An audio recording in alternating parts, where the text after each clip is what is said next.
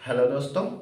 आप सभी लोग कैसे हैं? आशा कर रहे हैं स्वस्थ होंगे, मस्त होंगे और आप सभी लोगों की पढ़ाई बहुत ही ज़बरदस्त तरीके से चल रही होगी। मेरा नाम इंद्रेश कुमार है और मैंने यूजीसी नेट जेआरएफ 2025 दिसंबर में क्वालिफाइड किया है विद 99.82 परसेंटाइल के साथ। इस समय मेरी जो हिस्ट्री की सीरीज चल रही है उसमें प्राचीन भारतीय इतिहास के स्रोत हो चुके हैं, जिसमें साहित्यिक स्रोत हो चुके हैं, पुरातात्विक स्रोत हो चुके हैं और विदेशी यात्रियों के विवरण हो चुके हैं। विदेशी यात्रियों के विवरण में चार आते थे। एक तिब्बती लेखक थे, यूनानी लेखक थे, चीनी लेखक थे और कौन से थे, और अरबी लेखक थे। इन सभी लोगों का क्रोनोलॉजिकल यानी क्रमबद्ध तरीके से इनका पूरा विस्तृत विवरण दिया जा चुका है। इसके अलावा जो साहित्यिक सीरीज चली है वो भी कंप्लीट करवाई जा चुकी है। इसके अलावा पुरातात्विक सीरीज जो है उसमें अभिलेख हैं, सिक्के हैं, मूर्तिकला, स्मारक एवं भवन, इन सब के बारे में योगदान उनका बताया जा चुका है। तो अब जिस टॉपिक की शुरुआत हो रही है वो शुरुआत हो रही है पाषाण कालीन यानी इतिहास की बात हो रही है।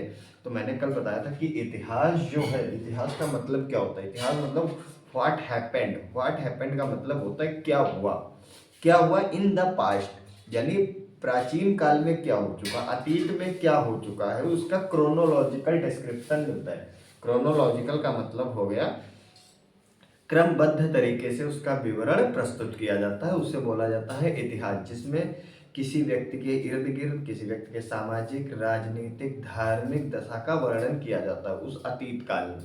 और इसके बाद मैंने बताया था कि इतिहास जो होता है, इतिहास को तीन पार्ट में डिवाइड किया गया है। सबसे पहला जो था वो प्रागैतिहासिक काल, जिसे इंग्लिश में बोलते हैं pre historic period. Second most था जिसका नाम है आद्य ऐतिहासिक काल, जिसे बोला गया प्रोटो हिस्ट्री। एंड थर्ड ऐतिहासिक काल, जिसे बोला गया हिस्ट्रिक पीरियड। तो सबसे पहले मैंने ये बताया था कि जो प्रागैतिहासिक काल होता है, इतिहास से पहले की बात हो रही, यानी इसमें क्या हो गया, इसमें पुरातात्विक सामग्री तो उपलब्ध मिलती है लेकिन इसके लिए कोई साहित्यिक स्रोत उपलब्ध नहीं होता है। अगर इसके एग्जाम्पल्स की बात करी जाए तो इसमें आता है सभी पाषाण युगीन सभ्यताएं, यानी पुरा पाषाण काल, मध्य पाषाण काल और नव पाषाण काल। यानी उस समय क्या होता था, उस समय जो आदिमानव हुआ करते थे वो लोग क्या करते थे, शिकार करते थे, पत्थर के उपकरण बनाते थे, जानवरों को शिकार करने के लिए बड़े बड़े पत्थरों को फेंक कर मारा करते थे और खाद्य को संग्रह करते थे, खाना को इकट्ठा करते थे। इस तरह की एक्टिविटीज होती थी। तो उस समय का व्यक्ति जो था, पढ़ना लिखना या कागज का आविष्कार तब तक कुछ भी नहीं हुआ था। तो यानी उस समय क्या मिलता, पुरातात्विक सामग्री तो उपलब्ध मिलती लेकिन साहित्यिक सामग्री उपलब्ध बिल्कुल नहीं मिलती, यानी साहित्यिक साक्ष्य कोई भी तनिक भी नहीं मिलता है। तो ये हो गया इसमें पाषाणकालीन सभ्यताएं आता है। सेकेंड है आद्य ऐतिहासिक काल। इसमें मैंने बताया था कि इसमें पुरातात्विक सामग्री और साहित्यिक सामग्री दोनों उपलब्ध मिलती है, लेकिन हुआ क्या, हुआ ये कि साहित्यिक जो सामग्री है उसे पढ़ा नहीं जा सका। जैसे सिंधु घाटी की जो सभ्यता है उसमें जो लिपि मिली है, ठीक है, उसमें जो लिपि मिली है वो चित्रात्मक लिपि है, भाव प्रधान चित्रात्मक लिपि, यानी उस चित्रों से पढ़ा नहीं जा सका क्या लिखा हुआ है। यानी धौलावीरा में के स्टेडियम में 14 वर्णों का एक क्रम मिला हुआ है लेकिन उसको अभी तक पढ़ा नहीं जा सका। तो यानी क्या हुआ, पुरातात्विक सामग्री भी उपलब्ध है, साहित्यिक सामग्री भी उपलब्ध है लेकिन इसे पढ़ा नहीं जा सका।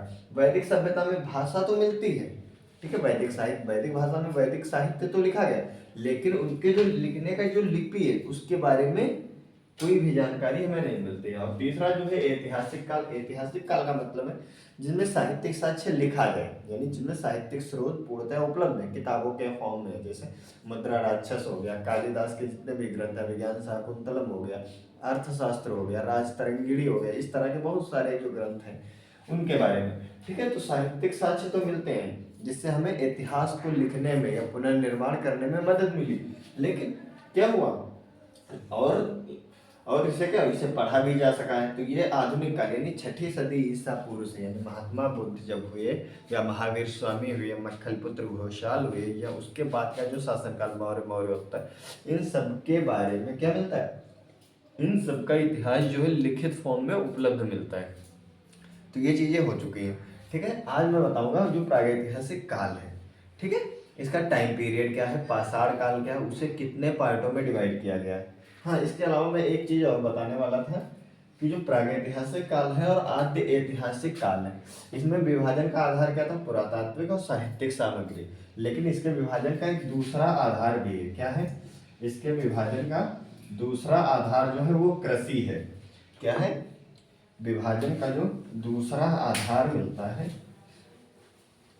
वो मिलता है कृषि, यानी जहाँ पे कृषि की शुरुआत नहीं हुई थी, यानी पाषाण युगीन सभ्यताएं, और जहाँ पे कृषि की शुरुआत हो गई थी वहाँ पे आद्य ऐतिहासिक काल, जैसे इसमें नवपाषाण काल आ जाएगा या ताम्रपाषाण काल आ जाएगा। ठीक है, तो अब ध्यान से देखना यहाँ पे क्या था। हाँ, प्रागैतिहासिक काल, चल ही नहीं रहा है,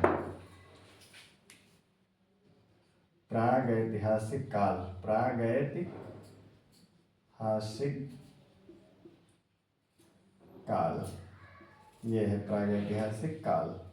तो प्रागैतिहासिक काल में क्या बताया जाएगा, प्रागैतिहासिक काल यानी वह काल जिसमें क्या है, जिसमें कृषि की शुरुआत नहीं हुई थी, यानी अब कृषि के स्रोत के आधार पर पता लगाया जाएगा, यानी कृषि की शुरुआत हुई और कृषि की शुरुआत कहाँ नहीं हुई, तो ये हो जाएगा यानी कृषि की शुरुआत, कृषि की शुरुआत के आधार पर, कृषि की शुरुआत, यानी ये ऐसा टाइम पीरियड है जिसमें कृषि की शुरुआत नहीं हुई है, नहीं हुई, यानी प्रागैतिहासिक काल के अंतर्गत किसका अध्ययन किया जाता, उन आदि मानवों का वर्णन किया जाता, उन आदि मानवों का अध्ययन, उन आदि मानवों का अध्ययन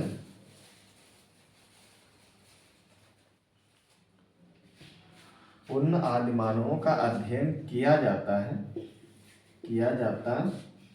है जो क्या करते थे, जो शिकार करते थे, खाद्य संग्राहक थे और पत्थर के उपकरणों का प्रयोग करते थे, पत्थर के उपकरणों का प्रयोग करते थे। ठीक है, अब आद्य ऐतिहासिक काल की बात आती है तो इसमें कृषि की शुरुआत नहीं हुई थी, इसमें कृषि की शुरुआत हो जाती है,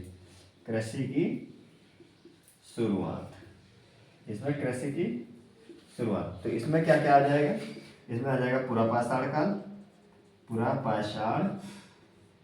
काल और मध्यपाषाण काल, यानी अभी तक खेती की, मध्यपाषाण काल में थोड़ा बहुत खेती के साक्ष्य मिलते हैं नाम मात्र के, लेकिन नियमित रूप से खेती की शुरुआत मध्यपाषाण काल में नहीं होती, नियमित रूप से खेती की जो शुरुआत होती वो नवपाषाण काल में होती, क्योंकि नवपाषाण काल में ही किसका आविष्कार हुआ था, पहिए का आविष्कार हुआ था, कृषि की शुरुआत हुई थी, पशुओं को पशुपालन के साक्ष्य कब से मिलने लगते हैं, या मानव जीवन के स्थायी निवास के साक्ष्य कब से मिलने लगते हैं, नवपाषाण काल में मिलने लगते हैं। तो पुरापाषाण काल और मध्यपाषाण काल जो है वो इसमें आता है, प्रागैतिहासिक काल में। उसके बाद जब कृषि की शुरुआत होती है तो इसमें उन आदिमानवों का, यानी कृषि की शुरुआत होती है तो इसमें भी उन आदिमानवों का अध्ययन किया जाता है, उन आदिमानवों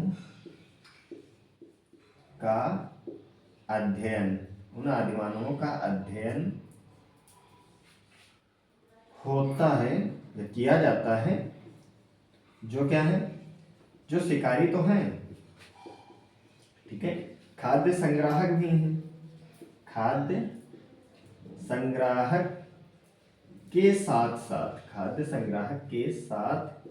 साथ खाद्य उत्पादक भी हो जाते हैं, क्या हो जाते हैं, खाद्य उत्पादक, यानी खाद्य खेती करने लगते हैं, तो क्या है, शिकारी हैं, खाद्य संग्राहक के साथ साथ खाद्य उत्पादक भी हो जाते हैं, और क्या करते हैं, पत्थर के उपकरणों का तो प्रयोग करते हैं। तो इसमें जो आ जाएगा, इसमें कौन आ जाएगा, नवपाषाण काल आ जाएगा, नवपाषाण काल, और क्या आ जाएगा, इसके बाद आता है ताम्रपाषाण काल। ये चीज समझ में आ गई होगी, प्रागैतिहासिक काल यानी कृषि को भी विभाजन का आधार बनाया गया, उस आधार पर डिवाइड किया गया। इससे पहले साहित्यिक साक्ष्य और पुरातात्विक साक्ष्य को आधार बनाया गया था विभाजन के लिए। अब इसमें जो कृषि की शुरुआत की बात होती है तो इसमें खेती होने लगी नहीं हुई है, तो यानी इसमें उन आदिमानवों का अध्ययन किया जाए, शिकार करते हैं, फूड को गैदर करते हैं, ठीक है। और पत्थर के उपकरणों का, यानी पत्थर के जो वेपन्स होते हैं, स्टोन्स के वेपन्स हैं, उनका यूज करने लगते हैं। इसमें पूरा पाषाण काल आता है और मध्य पाषाण काल आता है। उसके बाद है जिनमें कृषि की शुरुआत हो जाती है। इसमें भी आदिमानव ही होते हैं, यानी आदिमानवों का अध्ययन करते हैं जो शिकारी है।